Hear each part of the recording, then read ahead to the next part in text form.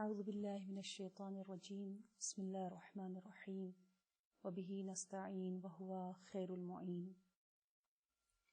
جب محرم الحرام کا مہینہ آتا ہے تو یقیناً ہر مسلمان کا یہی دل چاہتا ہے کہ وہ عطرت رسول، نواسے رسول اور اولاد رسول کی معرفت اور زیادہ حاصل کرے اور ان سے قربت حاصل کرنے کی کوشش کرے۔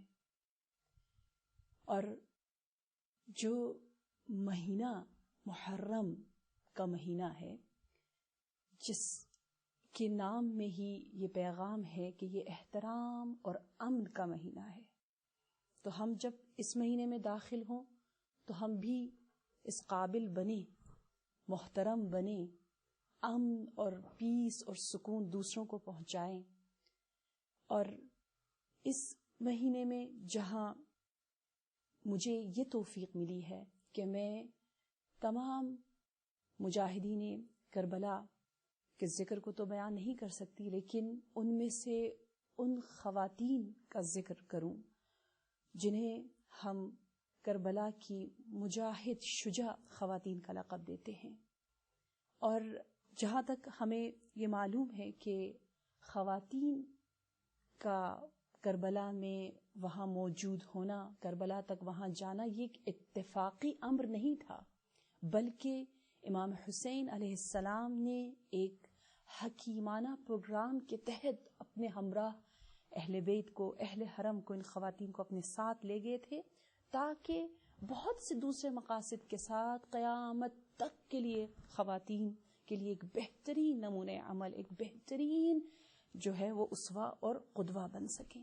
تو اس اعتبار سے یقیناً ہم دیکھتے ہیں کہ خواتین کا کردار جب ہم سے پوچھا جاتا ہے کہ کیا تھا کربلا میں، تو ہم جواب دیں گے کہ ایک مسلمان انسان کو اگر آپ دیکھنا چاہیں کہ مسلمان سے کہا گیا ہے، انسان سے بلکہ خدا نے کہا ہے، کیونکہ قرآن کا مخاطب تمام انسان ہے، سب مکلف ہے۔ تو جب ایک مسلمان کا وظیفہ، اس کی ڈیوٹی یہ ہے کہ وہ کل قرآن کا مطالعہ کرے، پڑھے۔ آپ یقین کیجئے کہ جب میں قرآن کو پڑھتی ہوں تو مجھے یہ احساس ہوتا ہے کہ اچھا، ایک انسان کو سب کچھ معلوم ہونا چاہیے جو کچھ قرآن میں ہے۔ افلا یتدبرون قرآن، کے قرآن کے بارے میں تم غور و فکر نہیں کرتے ہو، سوچتے نہیں ہو کہ کل قرآن یعنی کون سا قرآن، جس میں آفاقی، جس میں انفسی، جس میں تکوینی، جس میں تشریعی، جس میں شخصی، اجتماعی، سیاسی، فقہی تمام مسائل موجود ہیں۔ یعنی میں عورت ہوں یا مرد، مجھے تمام مسائل کا علم ہونا چاہیے۔ بہترین مسلمان وہی ہے۔ تو یقیناً ہم دیکھتے ہیں کہ اگر آپ تاریخ کا مطالعہ کریں تو اگر ایک انسان حقیقی انسان ہو، اگر وہ عبد الہی ہو، اور اگر وہ قرآن کو سمجھنے کی کوشش کر رہا ہو اور صحیح احکام الہی کو اپنے لیے بہترین نمونہ عمل سمجھتا ہو اور بہترین درس سمجھتا ہو، تو ہم تاریخ میں دیکھتے ہیں کہ کون سی یعنی انسانی تاریخ ہمیں ملتی ہے جہاں پر کوئی بھی عظیم کارنامہ شجاع خواتین کی زحمت اور کاوشوں کے بغیر وہ رقم کیا گیا ہو، یا وہ کون سی تحریک ہے جس میں خون کو گرمانے کے لیے خواتین کے رج شامل نہ ہو، یا کیا کسی ایسے انقلاب کا ہمیں سراغ ملتا ہے جو خواتین کی قربانی کے بغیر ثمر بخش ہوا ہو۔ تو یقیناً یہ خواتین کا گروہ جو کہ اس عظیم کربلا کے میدان میں تھا، وہ یہ قلیل تھا، بہت ہی مختصر کچھ خواتین وہاں موجود تھی، لیکن ان خواتین نے ہمیں یہ درس دیا کہ کیسے حق دوستی، کیسے علم اور حقیقت پسند اور توحید کا پرچم ہمیں بلند کرنا چاہیے۔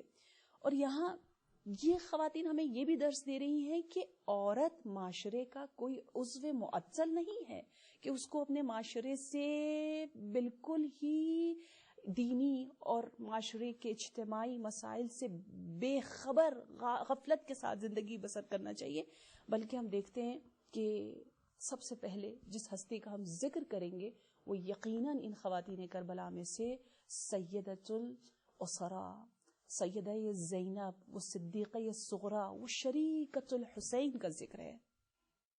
اور جیسا کہ میں نے آپ کو کہا وہ شریکۃ الحسین ہے، اور اس میں ہم سب سے ابتدا میں یقیناً زینب سلام اللہ علیہا کا ذکر کریں گے، اور اس کے بعد امام کی دوسری بیٹیاں، امام کی بہت سی بیٹیاں کربلا میں تھی. کیوں ہم ان کا ذکر کریں گے؟ کہ مجھے پتا ہے ہم لوگ ماشاءاللہ ان ایام میں بہت زیادہ ذکر سنتے ہیں نا، بار بار ان اسیروں کا ذکر سنتے، ان کی تمام شجاعتوں کا، ان کے جہاد کا، ان کی تمام کاوشوں کا، لیکن ہمیں شاید اتنی معرفت نہیں. بعض بیویوں کا ہم نے نام سنا ہے، اور صرف بعض بیویوں کے صرف مصائب اور جو مصیبتیں جو کربلا میں ان پہ ٹوٹی ہیں صرف ان پہلوؤں کے بارے میں ہم جانتے ہیں، لیکن دوسرے پہلوؤں سے ہم غافل ہیں. تو اگر آپ کو پتہ چلے کہ یہ بیویاں کون تھی، تو اس کے آج کے بعد جب آپ ذکر سنیں گی اسیران کربلا کا، اہل حرم کا، خواتین کربلا کا، تو واقعاً آپ کی آنکھوں میں معرفت اور دل و جان سے ایک ایسا اشک آپ کی آنکھوں سے بہے گا جو آپ کی زندگی میں انقلاب لے کر آئے گا. اور جیسے روایات نے ہمیں وعدہ دیا ہے کہ ایک اشک، ایک قطرہ ہمیں بہشتی جنتی ہماری تقدیر کو بدل سکتا ہے اس صورت میں کہ جب واقعا معرفت کے ساتھ ہو. تو کربلا کی خواتین میں صرف سیدہ زینب سلام اللہ علیہا نہیں ہے، بلکہ امام کی اتنی بیٹیاں، اللہ اکبر. میں نے جب تاریخ مطالعہ کیا تو میں نے دیکھا کہ فاطمہ نام کی امام کی 3-4 بیٹیاں، امام حسن کی بیٹی بھی ہے، امام حسین کی بیٹی کا نام بھی فاطمہ ہے، اور اسی طرح امام علی کی بیٹی کا نام بھی فاطمہ ہے. ایسی عظیم ہستیاں ان اسیروں میں شامل ہے کہ انسان واقعاً دل و جان سے گریہ کرتا ہے، اور واقعاً اس کو مظلومیت کا احساس ہوتا ہے کہ یہ کیسی ہستیاں تھی. اولاد امام کے بعد زوجات امام بھی معمولی نہیں ہے. ہم آپ کو ان کے فضائل کا بھی بتائیں گے. ام رباب، ام لیلا، جناب ام البنی، اور اسی طرح جناب شہر بانو، اور پھر دوسری جو خواتین ہیں ان میں آپ کو درۃ الصدف کا ذکر بتائیں گے، جو منازل کوفہ سے شام تک طے ہوئے، ان میں جو خواتین جنہوں نے جو کردار ادا کیا. بلکہ ہم آپ کو ابتدا سے لے چلیں گے کہ جب بصرہ سے والی بصرہ کو کوفہ کی جانب بھیجا جاتا ہے تو بصرہ میں کون تھا امام کے چاہنے والوں کا میزبان؟ ماریہ نام کی ایک خاتون ہے.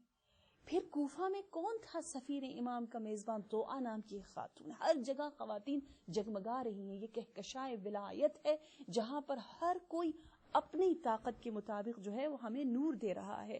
پھر ہم ذکر کریں گے انشاءاللہ آپ کو جیسے بتایا توآ کا، ماریہ کا، درۃ الصدف کا، زیلم کا، ام وہب کا، اور حتیٰ کہ قبیلہ بکر بن وائل کی خاتون کا بھی ذکر کریں گے، جو کہ کہتے ہیں جس طرح ہم حر کو تو جانتے ہیں لیکن ہم حرہ کو نہیں جانتے، کہ ایک حر تھا جو لشکر یزید سے لشکر حسین کی طرف آیا، لیکن خواتین میں بھی ایک حرہ تھی. انشاءاللہ ان تمام خواتین کا ذکر ہوگا، لیکن جیسا کہ میں نے آپ کو بتایا کہ ابتدا ہم کر رہے ہیں سیدۃ